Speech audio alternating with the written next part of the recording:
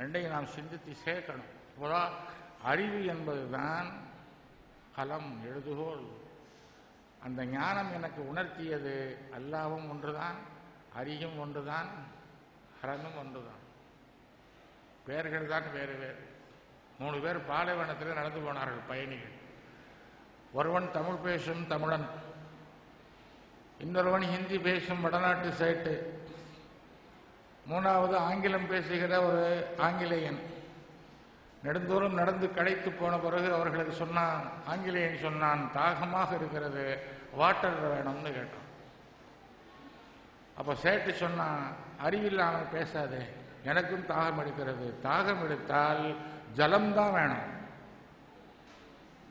ஜலம்தான் தாகத்தை தீர்க்கும். தமிழன் சொன்னான், 2 பேரும் முட்டாள்கள், எனக்கும் தாகம் எடுக்கிறது, ஆனால் தாகத்தை தீர்ப்பது தண்ணீர் தான். சண்டை. இவன் தண்ணீர் தான் சொல்ல, அவன் ஜலம் தான் சொல்ல, அவன் வாட்டர் தான் சொல்ல, 3 பேரும் அடிச்சடி செத்துட்டான். கொஞ்ச தூரம் போனாலும் ஒரு நீர் ஊற்று இருக்கிறது. அங்கே போயிருந்தால் இந்த 3ம் ஒரே பொருளைத்தான் இந்த 3 பாவிகளும் 3 பேரில் சொல்லி கொண்டிருந்தார்கள். வாட்டர்னாலதான், ஜலம்னாலதான், தண்ணீர்னாலதான். ஒவ்வொரு மொழியில ஒரு பெயர் வச்சிருக்கான். அது மாதிரி இறைவனுக்கு இஸ்லாம் அல்லாஹ் என்று பெயர் வைத்திருக்கிறது, கிறிஸ்துவம் யெகோவா என்று பெயர் வைத்திருக்கிறது, வைஷ்ணவர்கள் ஹரி என்று பெயர் வைத்திருக்கிறார்கள், சைவர்கள் ஹரன் என்று பெயர் வைத்திருக்கிறார்கள். என்ன ஒன்றுதான். இதனுடைய மூலப்பொருளை பார்த்தால் இறைவனுக்குரிய நாமங்களில் எந்த சிபத்துகள் உண்டோ அவை இருக்கின்றன. சிவம் என்று சொன்னால் செம்மையானதுன்னு அர்த்தம், பெர்ஃபெக்ட். அது இறைவனுடைய சிபத்துகளில் ஒன்று. ஹரன், ஹர் என்று சொன்னால் எல்லா பொருட்களிலும் இருப்பவன் அர்த்தம். இப்ப அல்லாஹ் எல்லா பொருட்களும் இருக்கிறவன் இல்லையா, எல்லா பொருட்களையும் இருக்கிறான் அவன். அதனால ஹரி என்றாலும் இறைவனைக்குரிய குறிக்கும். ஹரி, ஹரி என்றால் அழகு, ஒளி என்று பெயர். இறைவனுடைய பெயர்கள் ஒன்று ஜமால். இறைவன் நூறாக இருக்கிறான், நூறு என்பதும் அவனுடைய பெயர் தான். எனவே ஹரி என்பது சமஸ்கிருதத்தில் சொல்லப்படுகிற சொல், அவ்வளவுதான், வேற்றுமை கிடையாது. ஆக இந்த சொற்களை கையாளுகிற பொழுது ஞானத்தின் காரணமாக அவை வேறல்ல என்றவை உணர்ந்ததனாலே அந்த சொற்களை கையாண்டு குணங்குடியார்கள் மஸ்தான் சாஹிப் அவர்களும் வீரப்பா அவர்களும் பாடுகிறார்கள் என்பதை நாம் புரிந்து கொள்ள வேணும். இறைவன் அதற்கு அனுமதிக்கிறான். நீங்கள் அல்லாஹ் என்று அழைத்தாலும் சரி, ரஹ்மான் என்று அழைத்தாலும் சரி, நீங்கள் எந்த பெயரை கூறியும் அழையுங்கள். குர்ஆன்ல தடுத்திருக்காங்க, வேற பேர் கூறக்கூடாதுன்னு. எந்த பெயரை கூறியும் அழையுங்கள், அவனுக்குரிய பெயர்கள் அனைத்தும் நல்லவைதான். இதை உணர்ந்து கொண்ட ஞானிகள், இந்த 2 பேரும் இதை உணர்ந்து கொண்ட ஞானிகள்.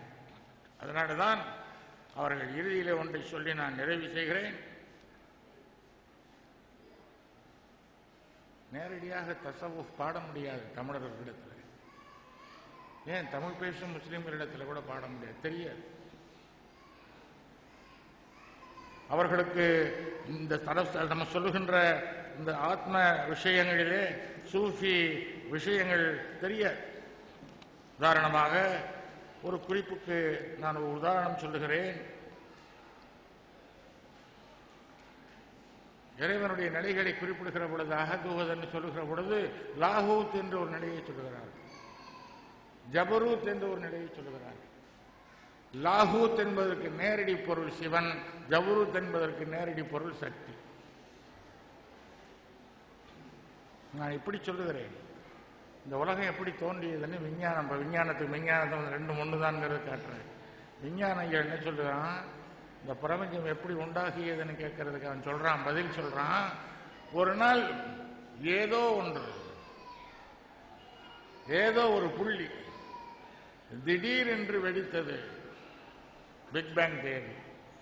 வெடித்த உடனே அண்டவெளி முழுவதும் ஒரே சக்திமயமாக இருந்தது, எனர்ஜி ஒரே சக்திமயமாக இருந்தது. பல யுகங்கள் இப்படி இருந்தது. அந்த சக்தி காலம் போக போக கொஞ்சம் கொஞ்சமாக திரண்டு மேட்டர் ஆயிற்று. மேட்டரைத்தான் இந்திய தத்துவம் சிவம் என்று சொல்லுகிறது, ஜடப்பொருளை சிவம் என்று சொல்லுகிறது. இந்த சக்தி தான் திரண்டு ஒரு பெருங்கோளமாக ஆயிற்று என்று விஞ்ஞானம் சொல்லுகிறது.